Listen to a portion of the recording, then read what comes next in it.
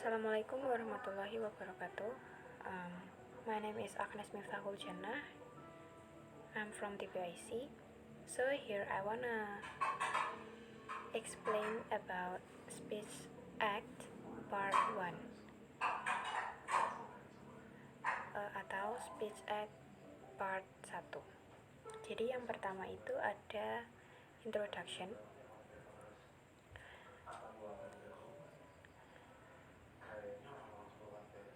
Yang pertama ada Speech Act Theory, though foreshadowed by the Austrian philosopher Ludwig Wittgenstein's view about language games is usually attributed to the Oxford philosopher J.L. Austin. Jadi yang pertama itu Speech Act Theory adalah teori yang awalnya itu berasal dari seorang filsuf Austria bernama Ludwig. Menurut pandangan Wittgenstein, ia mengatakan bahwa teori ini adalah tentang permainan bahasa, biasanya dikaitkan dengan filsuf Oxford J.L. Austin. The basic ideas, which were formed by him in the late 1930s, were presented in his lectures given at Oxford in 1952 till 54, and later in his lectures at Harvard in 1955.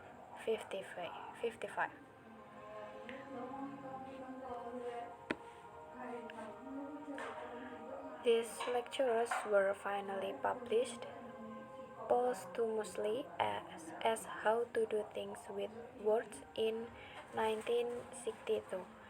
After his death in 1960, Austin's ideas were refined, systemized, advanced by his Oxford pupil, the American philosopher John R. Searle. Jadi, the basic ideas atau ide-ide dasar yang ia bentuk pada akhir tahun 1930-an itu ia presentasikan di kuliahnya di Oxford pada tahun 1952 sampai 1954 dan di Harvard pada tahun 1955. Kemudian these lectures akhirnya atau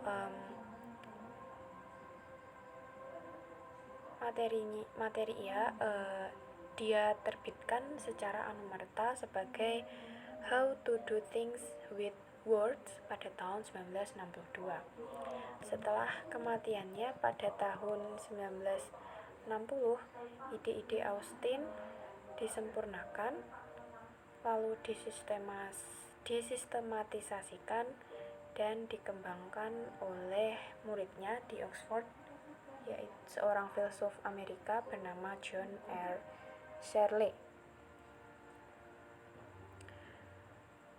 Simply stated, the central theme of Speech Act is that the uttering of a sentence is part of an action within the framework of social institution and conversion.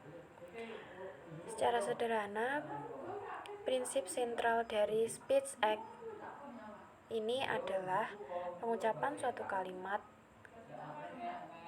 atau merupakan bagian dari suatu tindakan dalam kerangka pranata dan konvensi sosial.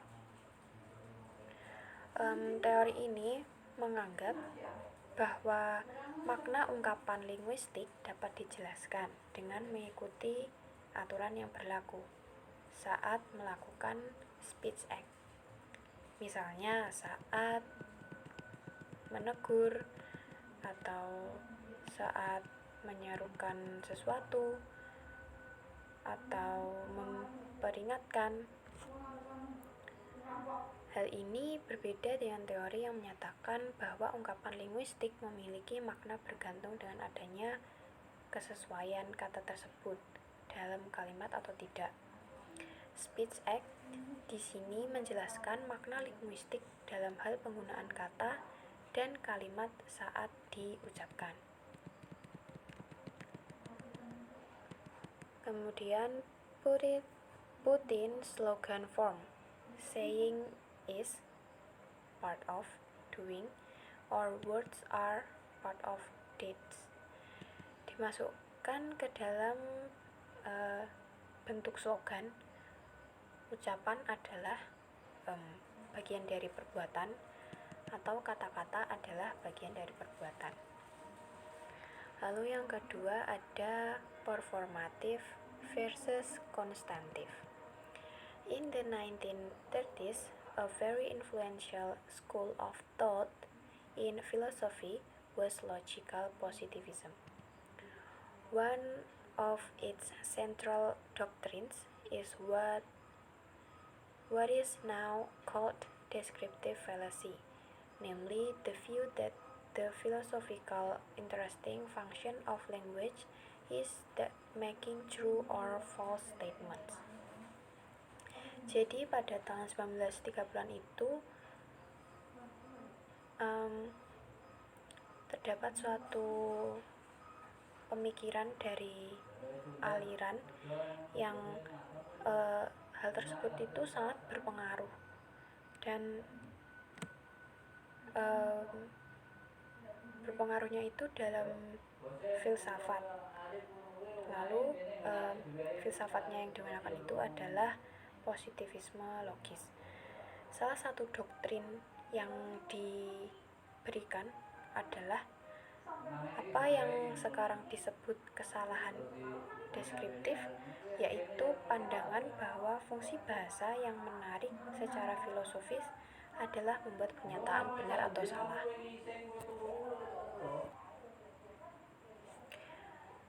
Lalu yang kedua, a particular version of the descriptive fallacy is the so-called verificationist thesis of meaning, namely the idea that unless a sentence can, at least in principle, be verified, it was strictly speaking meaningless. By Levinson, 1983 227. Sebuah versi tertentu dari kekeliruan deskriptif ini adalah apa yang sudah disebut tesis verificationis atau makna dari tesis verificationis ini adalah suatu gagasan di mana suatu gagasan yang berbunyi kecuali kalimat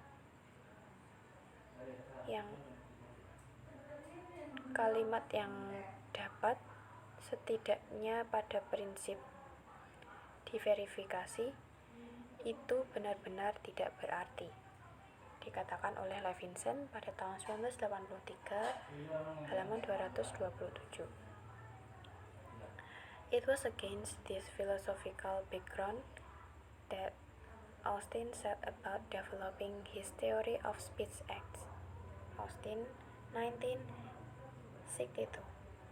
Dengan latar belakang filosofis inilah Austin, filsuf tadi, mulai mengembangkan teorinya tentang speech act. Ia kemudian membuat 2 poin penting, di mana yang pertama dia mengatakan untuk mencatat beberapa kalimat bahasa yang biasanya tidak digunakan untuk membuat pernyataan. Dan yang kedua karena tidak dapat dikatakan benar atau salah.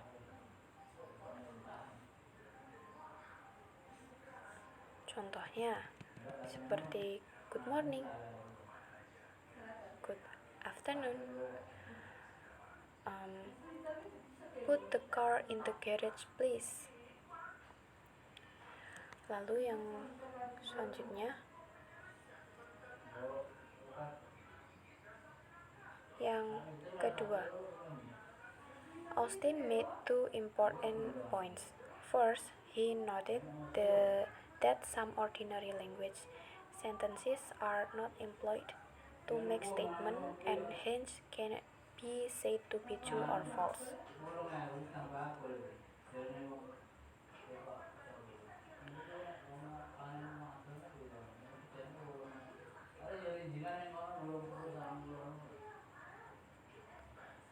Jadi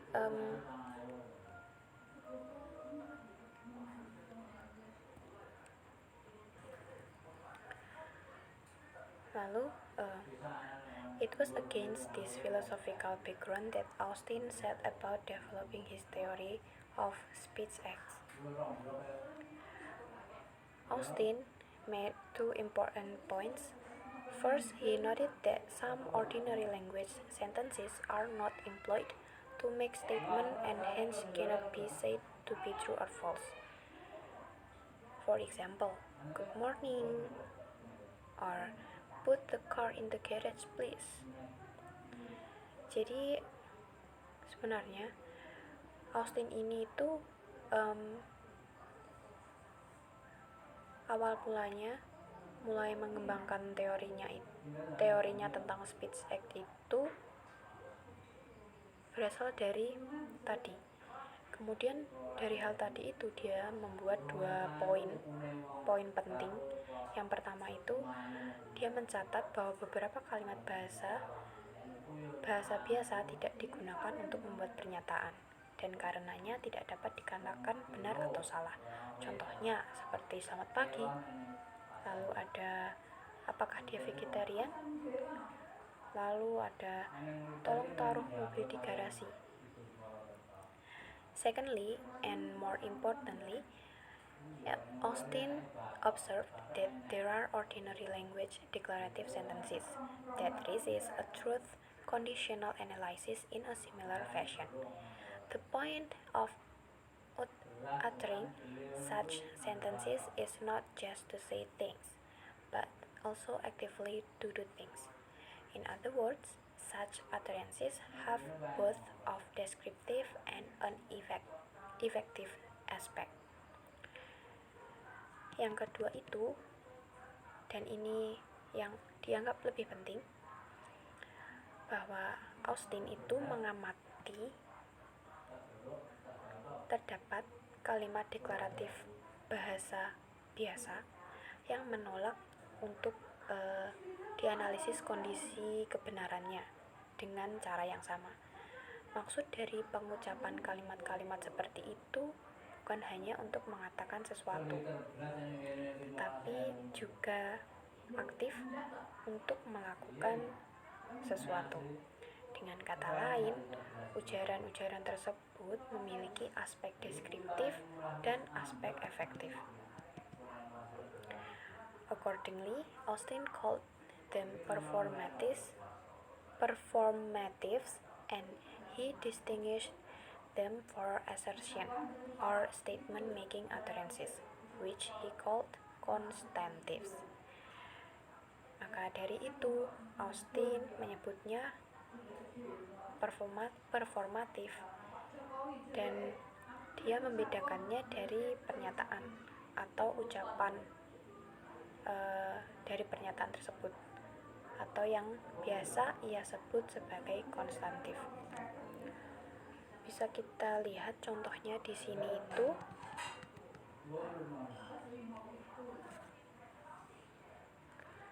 contohnya yang pertama ada I now pronounce you husband and wife. I now pronounce you husband and wife. Sekarang aku nyatakan kalian sebagai suami istri. Lalu ada contoh lain, I sentence you to 10 years in prison. Aku menghukummu 10 tahun penjara. Lalu di bagian satunya lagi ada My daughter is called Elizabeth. Putriku bernama Elizabeth. Kemudian ada contoh lain. Maurice Garin won the first Tour de France in 1903. Maurice Garin memenangkan Tour de France pertama kali pada tahun 1903. Penjelasannya, unlike those in 5.2, the declarative sentences in 5.1 have two characteristics. First, they are not used intentionally to say anything, true or false, about states of affairs in the external world. And second, their use constitutes part of actions. In addition, there are two further differences between point 5.1 dari A sampai C dan bagian 5.1 D sampai F. The first is the while 5.1 A sampai C is part of a conventional or ritual behavior supported by institutional facts. Lalu di 5.1 D sampai F is not. Secondly, while the verbs in 5.1 A to C are in general essential elements and cannot be omitted. It can in 5.1 D till F. For example, we can make promise without using the verb promise. Contohnya dalam kalimat I'll come to your talk tomorrow afternoon. Jadi penjelasannya itu seperti ini. Tidak seperti di bagian 5.2, kalimat deklaratif dalam bagian 5.1 memiliki dua karakteristik.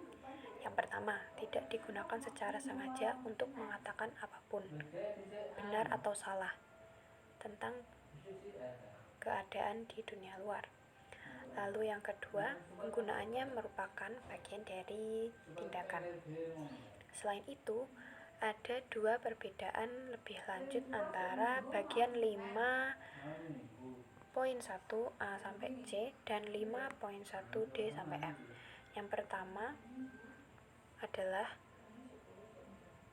di bagian 5.1 A sampai C adalah bagian dari kebiasaan atau ritual yang didukung oleh fakta-fakta institusional. Namun di bagian 5.1 D sampai F itu tidak. Kedua, semua kata kerja dalam bagian 5.1 A sampai C secara umum merupakan elemen esensial dan tidak dapat dihilangkan, tapi bisa digunakan dalam poin 5.1 D sampai F. Misalnya, kita bisa membuat janji tanpa menggunakan kata janji. Jadi contohnya tadi, I'll come to your talk tomorrow afternoon. Saya akan datang ke ceramahmu, ke acara pidatomu pada besok sore. Lalu di bagian explicit versus implicit performatives. Yang pertama, explicit performatives are performative utterances which contain a performative verb that makes explicit what kind of act is being performed. For example, I now pronounce you husband and wife. I sentence you to 10 years in prison. Then, yang kedua, implicit performatives are performative utterances in which there is no such a verb.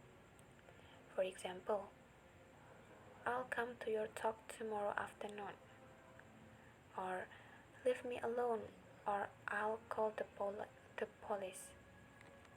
Jadi di bagian explicit versus implicit performatives ini, keduanya itu memiliki makna yang benar-benar berbeda. Yang pertama ada explicit performative adalah sebuah ujaran atau perkataan performatif yang mengandung kata kerja performatif, di mana ujaran tersebut menjelaskan secara eksplisit tindakan apa yang sedang dilakukan. Contohnya tadi sudah saya sebutkan, saya nyatakan kalian sebagai suami istri. Lalu ada, saya menghukum Anda 10 tahun penjara. Lalu di bagian 2 ada performative implicit, di mana memiliki arti ujaran performatif atau perkataan performatif yang tidak memiliki kata kerja, seperti saya akan datang ke acara ceramah Anda besok sore, atau tinggalkan aku sendiri, atau aku akan memanggil polisi. Jadi seperti itu. Lalu kemudian di bagian syntactic and semantic properties of explicit performatives, Austin also isolated a number of syntactic and semantic properties of explicit performatives in English, of course with some exceptions. They are, first, explicit performatives contain a performative verb. Number 2, the performative nature of such a verb can be reinforced by adding the adverb here be. Lalu yang ketiga, explicit performatives occur in sentences with a first person singular subject of a verb in the simple present tense, indicative mood, and active voice. Contohnya seperti I hereby pronounce you husband and wife. Jadi di bagian selanjutnya ini terdapat syntactic and semantic properties of explicit performatives. Austin mengatakan bahwa sejumlah properti dari sintaktik dan semantik yang dari performatif eksplisit itu ia mengisolasinya atau membatasi ruang geraknya. Namun tentu saja masih dalam beberapa pengecualian. Yang pertama itu, pertunjukan eksplisit mengandung kata kerja performatif. Yang kedua, ada sifat performatif dari kata kerja dapat diperkuat dengan menambahkan kata keterangan dengan ini. Yang ketiga, performatif eksplisit terjadi dalam kalimat dengan subjek tunggal orang pertama dari kata kerja dalam simple present tense, indicative mood, dan active voice. Contohnya, I hereby pronounce you husband and wife. Dengan ini saya nyatakan kalian sebagai suami istri. Some exceptions. First, we suggest that you go to the embassy and apply for your visa in prison. Atau contoh lain, you are hereby warned that legal action will be taken. Jadi, contohnya itu di beberapa pengecualian seperti Kami menyarankan Anda untuk pergi ke kedutaan dan mengajukan visa Anda di penjara. Atau bisa juga dengan ini Anda diperingatkan bahwa tindakan hukum akan diambil. Notice next that performative verbs can also be used descriptively. In this usage, they behave like non-performative verbs. Contohnya, I baptized John's baby last Sunday. Or, you are always promising to do housework, but you never do it. Jadi selanjutnya itu setelah ada beberapa pengecualian tadi, di kata kerja performatif juga dapat digunakan secara deskriptif. Penggunaannya ini berlaku seperti kata kerja non-performatif. Contohnya, saya membaptis bayi John minggu lalu. Atau, Anda selalu berjanji untuk melakukan pekerjaan rumah, tetapi Anda tidak pernah melakukannya. Lalu selanjutnya, the performative hypothesis. In order to account for implicit performatives, an analysis known as the performative hypothesis was put forward in 1970s. The basic idea of the hypothesis is the underlying every sentence there is a hidden matrix performative clause of the form given in. Contohnya itu I dalam kurung Herbie verb. Maaf tadi kepotong sedikit. Jadi contohnya I dalam kurung Herbie V atau verb be, you dalam kurung that, lalu ada S subject. Di hipotesis performatif ini, yang pertama itu untuk memenuhi analisis performatif implisit tadi dikenal sebagai hipotesis performatif yang diajukan awalnya pada tahun 1970-an. Ide dasar hipotesis ini adalah yang mendasari setiap kalimat ada yang tersembunyi atau klausa performative matrix dari bentuk yang diberikan. Contohnya dari yang saya bilang tadi,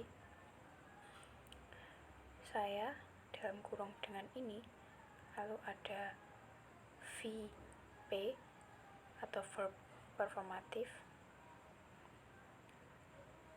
you, lalu dalam kurung that, lalu ada S. Where VP is a performative verb and S is a complement clause, the performative verb which is in indicative mode, active voice, and simple present tense will always make explicit what is implicit, though the matrix performative clause can be deleted without meaning being changed. Thus, according to this hypothesis, the performative matrix clause in the deep or underlying structure of 5.4 shows up overtly in 5.5. Contohnya itu seperti stand up, lalu ada I hereby request that you stand up, or I hereby order you to stand up. Jadi VP tadi itu adalah verb performatif atau kata kerja performatif, lalu S-nya tadi adalah klausa pelengkap. Kata kerja performatif yang terdapat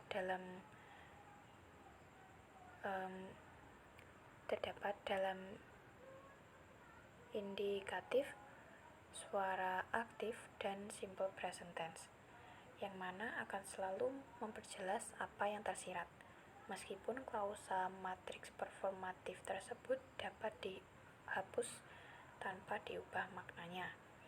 Jadi menurut hipotesis ini, klausa matriks performatif dalam struktur yang dalam atau mendasari itu ada di contoh poin bagian 5.4, kemudian muncul secara terang-terangan di bagian 5.5. Tadi contohnya sudah saya sebutkan. Lalu ada problems with the performative hypothesis. There are many cases of implicit performatives which do not have an explicit performative version, even though the relevant verb can be used in a descriptive way. Contohnya, you are a stupid cow. Lalu ada contoh lain, John insulted Mary by saying that she was a stupid cow. Contohnya, jadi pastinya itu di dalam semua teori pasti ada masalah yang terjadi. Jadi dalam hipotesis performatif ini, masalah yang dihadapinya itu pertama terdapat banyak kasus implisit performatif yang tidak memiliki versi performatif eksplisit, meskipun kata kerja yang digunakan itu relevan dan bisa digunakan secara deskriptif. Contohnya, you are stupid cow, kamu sapi bodoh. Atau contohnya lain, John insulted Mary by saying that she was a stupid cow. John menghina Mary dengan mengatakan bahwa dia adalah sapi yang bodoh. Intuitively, in part 5.6 bagian A, is most naturally interpretable as an insult, but contrary to the prediction of the performative hypothesis, it does not seem to have an explicit equivalent as shown by the oddness of bagian 5.6b. On the other hand, as 5.6c indicates, the verb insult can be used descriptively without any problem.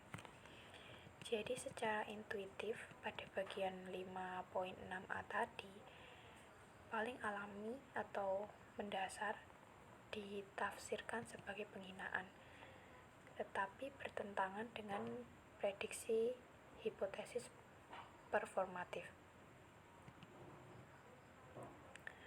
yang mana tampaknya tidak memiliki kesamaan eksplisit seperti yang ditunjukkan oleh keanehan bagian 5.6b. Di sisi lain, seperti yang ditunjukkan 5.6c, kata kerja penghinaan dapat digunakan secara deskriptif tanpa menimbulkan masalah. Lalu yang kedua, more or less the same can be said of such speech acts as lying, threatening, and punishing. Lalu yang ketiga, faced with this and a variety of other syntactic, semantic, and pragmatic difficulties, the performative hypothesis has long been abandoned. Jadi permasalahan yang kedua itu kurang lebih hanya itu sama, dapat dikatakan tentang ucapan-ucapan seperti berbohong, mengancam, dan menghukum. Lalu yang terakhir,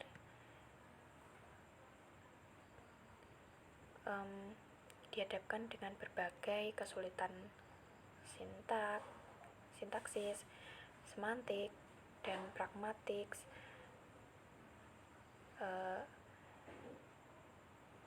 yang kemudian menyebabkan hipotesis performatif menjadi ditinggalkan dari lama.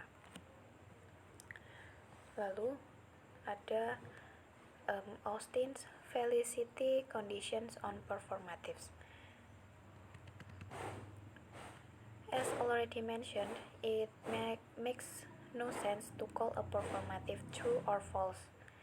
Nevertheless, Austin noticed that for a performative to be successful or felicitous, it must meet a set of conditions. Jadi dalam kondisi felicity yang dipaparkan oleh Austin ini disebutkan bahwa tidak masuk akal atau tidak rasional jika menyebut performatif itu benar atau salah. Namun demikian, Austin memperhatikan bahwa agar performatif itu berhasil harus memenuhi serangkaian kondisi, di mana yang pertama itu there must be a conventional procedure having a conventional effect. Yang kedua, the circumstance and person must be appropriate as specified in the procedure. Lalu di bagian B, procedure must be executed first correctly and two completely. And di bagian C, often atau sering, yang pertama itu ada the person must have the requisite thoughts, feelings, and intentions as specified in the procedure. And number 2, if consequent conduct is specified, the relevant parties must so do. Jadi di bagian A itu yang pertama dijelaskan harus ada prosedur konvensional yang memiliki efek konvensional. Lalu yang kedua ada keadaan dan orang itu harus sesuai sebagaimana ditentukan dalam prosedurnya. Lalu di bagian B, prosedur yang harus dilakukan atau dijalankan itu yang pertama itu harus benar, dengan benar, dan yang kedua itu dilakukan secara sepenuhnya. Lalu di bagian C, sering atau often tadi, often yang pertama ada orang tersebut harus memiliki pemikiran, perasaan, dan niat yang diperlukan sebagaimana ditentukan dalam prosedur. Lalu yang kedua, jika tindakan konsekuen ditentukan, pihak terkait harus melakukannya. Lalu if conditions A or B are not observed, then what Austin described as misfire takes place.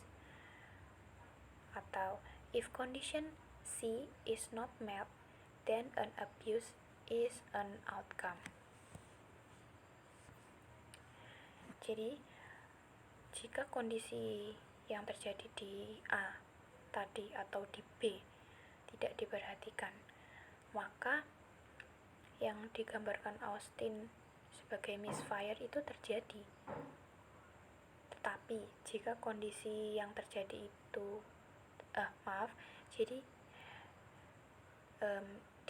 jika kondisi C tidak terpenuhi atau tidak terjadi, maka akan terjadi penyalahgunaan atau penggunaan yang salah. Jadi ini this is my explanation about Speech Act part 1. So sorry if any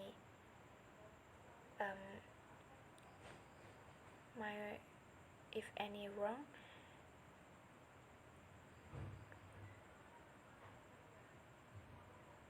And then the last, wassalamualaikum warahmatullahi wabarakatuh.